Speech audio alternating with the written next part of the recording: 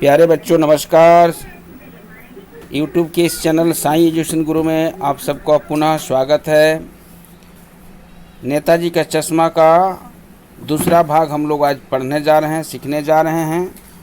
इसके पहले भाग में हम लोग जो भाग पढ़े थे उसके बाद का हिस्सा इसी यूट्यूब चैनल में हम लोग देखेंगे। हवलदार साहब को पान वाले द्वारा एक देशभक्त का इस तरह से मजाक उड़ाया जाना अच्छा नहीं लगा। मुड़कर देखा तो अबाक रह गए। एक बेहद बूढ़ा मरियल सलंगड़ा आदमी, सिर पर गांधी टोपी और आंखों पर काला चश्मा लगाए, एक हाथ में वो एक छोटी सी संदूकी और दूसरे हाथ में एक बांस पर टंगे बहुत से चश्मे लिए अभी अभी एक गली से निकला था और एक बंद दुकान के सहारे अपना बांस टिका रहा था। तो इस बेचारे की दुकान भी नहीं है, फेरी लगाता है। हवलदार साहब चक्कर में पड़ गए। पूछना चाहते थे इसे कैप्टन क्यों कहते हैं, क्या इसी का वास्तविक नाम है, लेकिन पान वाले ने साफ बता दिया था कि अब वो इस बारे में और बात करने को तैयार नहीं है। ड्राइवर भी बेचैन हो रहा था, काम भी था। हवलदार साहब जीप में बैठ कर के चले गए। 2 साल तक हवलदार साहब अपने काम के सिलसिले में उस कस्बे से गुजरते रहे और नेताजी की मूर्ति पर बदलते हुए चश्मे को देखते रहे।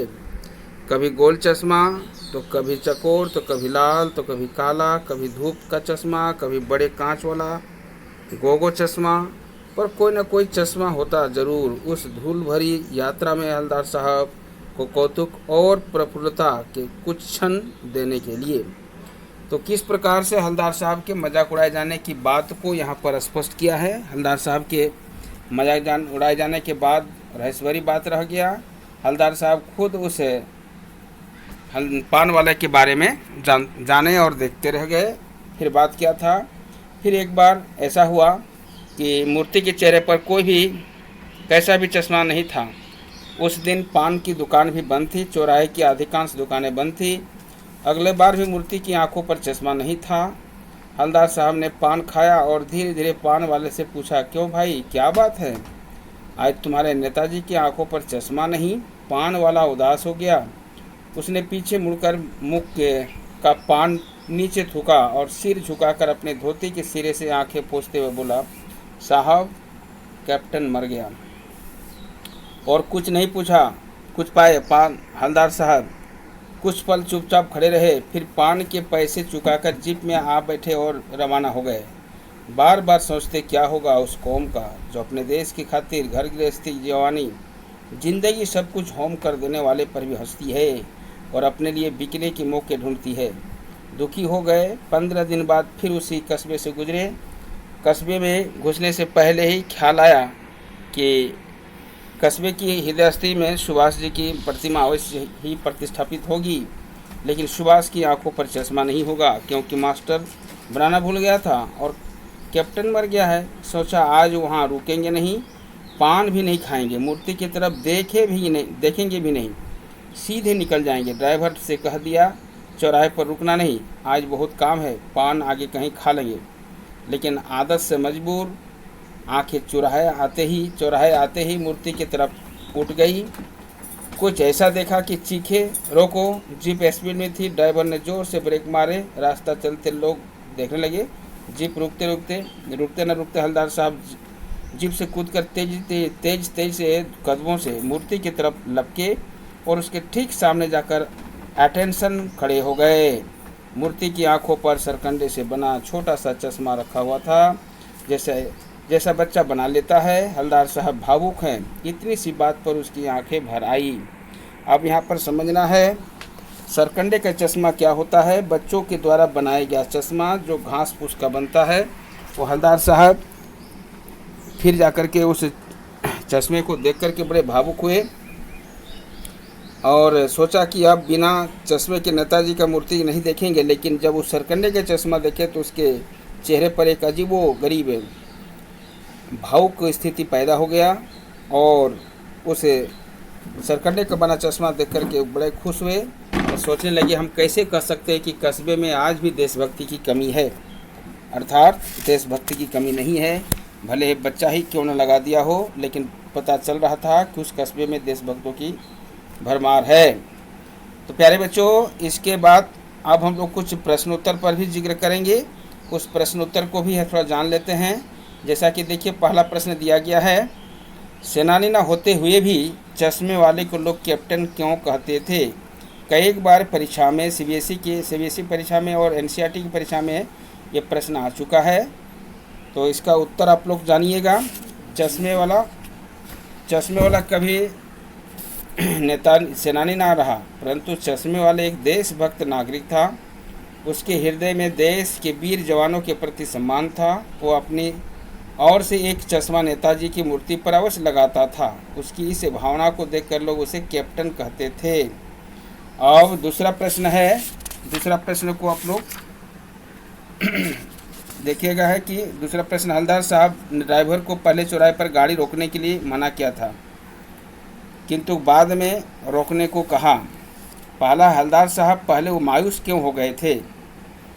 तो ये इसका उत्तर होगा, हवलदार साहब इसलिए मायूस हो गए थे कि कैप्टन अब मर चुके हैं और उसके समान अब देश के प्रेमी कोई बचा नहीं था। नेताजी जैसे देशभक्त के लिए उसके मन में सम्मान की भावना थी। उसके मर जाने के बाद हवलदार साहब को लगा कि अब समाज में किसी की भी नेताजी या देशभक्तों के प्रति सम्मान की भावना नहीं है। अगला दूसरा प्रश्न है, मूर्ति पर सरकंडे का चश्मा क्या उम्मीद जगाता है? तो मूर्ति पर लगे सरकंडे का चश्मा इस बात का प्रतीक है कि आज भी देश के आने वाली पीढ़ी के मन में देशभक्तों के प्रति सम्मान की भावना है। भले उनके पास साधन ना हो, परंतु फिर भी सच्चे हृदय से बना हुआ सरकंडे का चश्मा भी भावनात्मक दृष्टि से मूल्यवान है। अतः उम्मीद है कि बच्चे गरीबी और साधनों के बिना भी देश के लिए कार्य करते रहेंगे। इसी में तीसरा प्रश्न है दूसरा का, हवलदार साहब इतनी सी बात पर भावुक क्यों हो उठे? हवलदार साहब इतनी सी बात पर भावुक क्यों हो उठे? उत्तर होगा, उचित साधन न होते हुए भी किसी बच्चे ने अपनी क्षमता के अनुसार नेताजी को सरकंडे का चश्मा पहनाया। ये बात उसके मन में आशा जगाती है कि आज भी देश में देशभक्तों की देशभक्ति जीवित है। भले ही बड़े लोगों के मन में देशभक्ति का भाव हो, परंतु वही देशभक्त सरकंडे के चश्मे के माध्यम से एक बच्चे के मन में देख करके हवलदार साहब भावुक हो गए। अब तीसरा प्रश्न है, वो सोचना है, बार बार सोचते क्या होगा उस कौम का जो अपने देश की खातिर घर गृहस्थी जवानी जिंदगी सब कुछ होम कर देने वालों पर भी हंसती है और उसके लिए बिकने के मौके ढूंढती है। तो इसका आशय है, देशभक्तों ने देश को आज़ादी दिलाने के लिए अपने लिए अपना सर्वोच्च देश के प्रति समर्पित कर दिया।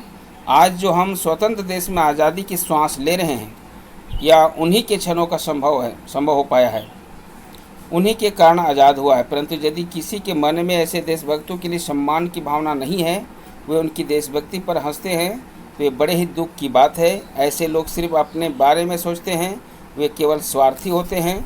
लेखक ऐसे लोगों पर अपना गुस्सा व्यक्त करता है। चौथा प्रश्न है, पान वाले का एक रेखाचित्र प्रस्तुत कीजिए। ये प्रश्न बड़ा ही इम्पोर्टेंट है, कई बार परीक्षा में पूछा गया है। प्यारे बच्चों, थोड़ा ध्यान से सुनिएगा। पान वाले का रेखाचित्र प्रस्तुत कीजिए। रेखाचित्र क्या होता है? पान वाले का पूर्ण रूप से शारीरिक चित्रण करना, उसके अंगों का, उसके स्वभाव के बारे में जिक्र करना। पान वाला साक्षात पान भंडार था, उसकी दुकान पर नहीं, मुंह पर भी पान ठुसा रहता था। पान के कारण वो बात तक नहीं कर पाता था, लेकिन उससे कोई पूछ ले तो पहले उसे पीछे मुड़कर थूकना पड़ता था। हाँ, संभवतः वह बहुत ही रसिया, हंसोड़ और मजाकिया था। वह शरीर से मोटा था, उसकी तोंद निकली हुई थी, अतः वह जब भी हंसता तो उसकी तोंद थिरकने लगती थी। थिरकने का मतलब हिलता था। हंसने पर उसके पान वाले के लाल काले दांत खिल उठते थे। वो बातें बनाने में उत्साह थे। उनकी बोली में हंसी और व्यंग का फूट बना रहता था। वो थोड़ा तुनुक मिजाज भी थे, बड़ा जल्दी गुस्सा भी हो जाते थे, हंसोड़ भी थे और स्वभाव से थोड़ा चंचल भी थे। इसलिए इनका ये रेखाचित्र आप लोग मन में याद रखिएगा।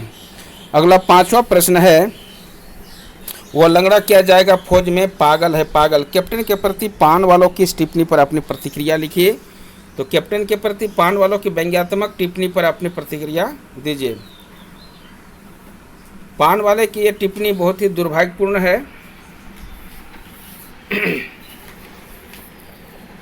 उसे चाहिए था कि वे पान चश्मे वाले कैप्टन की भावना पर सम्मान करता।